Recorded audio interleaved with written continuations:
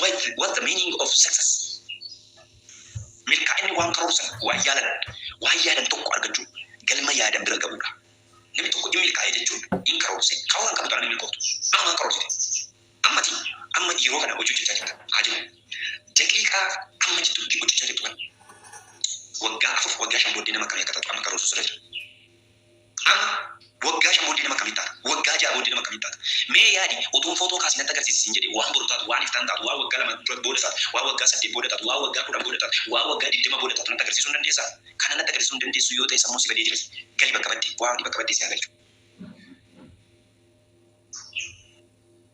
Maal ta'uuf akka jirtu beeku sirra jira. Bakka maal ta'uuf jirtu beeku sirra jira. Wanta ati taa'uuf jirtu akka moodeelisa akka dizaayinisa sammuu keessa nuuf taanaan bakka ati biddeen waan nyaateef oltee raftee kaate waan dhiyeef raftaa waan bareef kaatee deemtaa jechuudha. Milkaa'ummaa maaliif waan karoorsan tokko karoora qabdaas hin jechaa jira. Karoora qabda. Maal karoorsitee jirtu? Karoora keessa pilaan action goal jedhamu jira. Pilaan action goal jechuun pilaan jechuun hin karoorsita. Action jechuun hin hojjeta. Goal jechuun galma keessa jechuudha. Hin karoorsita, hin hojjeta, galma yaadame sana keessa jechuudha. Isa kanaaf karoora qabda hojii hojjetu karoora qabda gaa'ela keessa karoora qabda hojii hojjetuudhaaf mucaa dandeettii hojjetu. Sitti fakkaate birrii baay'ee hojjettee argattee fi milkooftu. Namoonni birrii xinnoo dhas bira abboota qabeenyaa ta'an jiru. Birrii baay'ee qabatanii immoo kan disuu miidhatanii miliyoonii meeqa lafa immoo baay'ee sitti fakkaate. Yeroo hunda kana nuuf karoora qabaachuudha. Yaadan gaaddii dhugaan tokko yaaduu bira ga'uudha.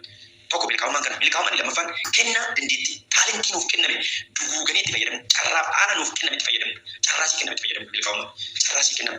Fakkeenyaaf goolii tokko galchidhanii otoo sii kennanii yookaan tikeettii tokko kuti jedhanii sii kennanii tikeettii sun kanarra siin darba garuu wanti fakkeenya kun naannus dandeettii qabda amma fakkeenyaaf sammuu keessa dandeettii tokko qabda waan tokko hojjechuu dandeettii qabda hojjechuu dandeettii qabda dandeettii keessa keetii taalentii yookaan neechar taalentii jedhama amma dandeettii uumamaan namni waaqu sammuu namaa keessa kan jira dandeettii uumamaa kana baasanii itti fayyadamuun danda'utu sirra jira dandeettii uumamaa kana baastee itti fayyadamuutu danda'utu sirra jira nama tokko uumamaan dandeettii qaba dandeettii keessa kee jiru beektaa waan keessa kee jiru beektaa maalti keessa kee jira asiin jedha wata maali inni sadaffaan jireenya qannoon guutuu jechuudha milkaa'ummaan.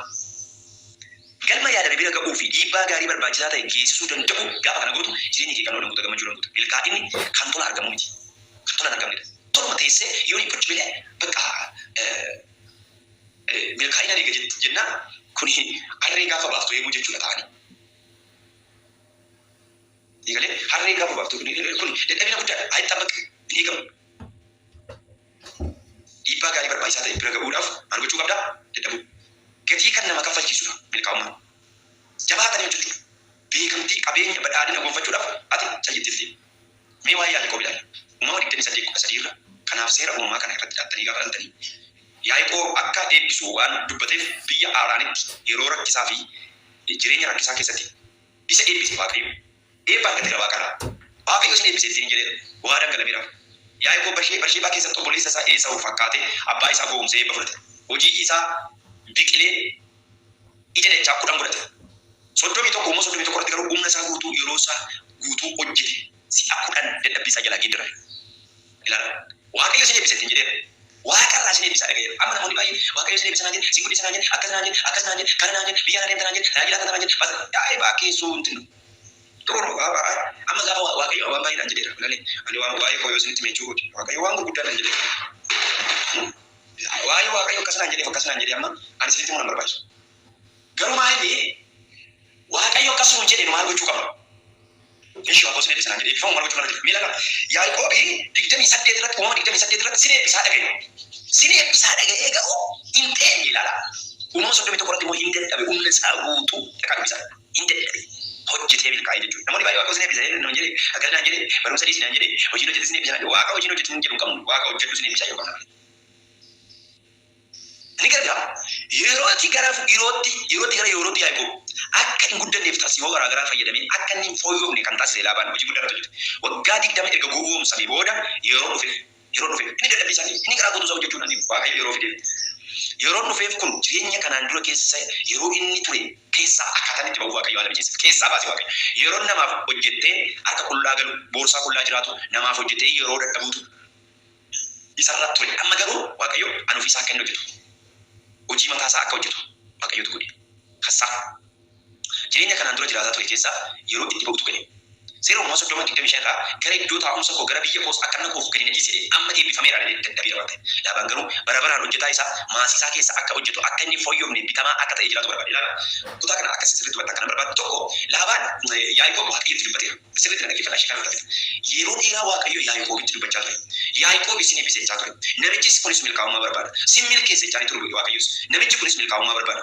Gara dhumaatti baay'ee akkasuma ajaa'iba. Guddaa macarrashaa. Yaaqoob eebba barbaacha obboleessa isaa gowwoomseera. Eebba barbaacha mana Laabaan dhaqee yeroo dheeraa gara waggaa 20 hojjete. Namni kun garaa isaa guutuu hojjeta. Namni kun yeroo dheeraatti dadhabeetu yeroo dheeraa dafqee garaa isaa guutuu hojjeta. Hojii namaa ta'ee inni ba'a. Inni hojjeta yeroo dheeraa. Sin ajaa'iba. Utuu akkanatti hojjetu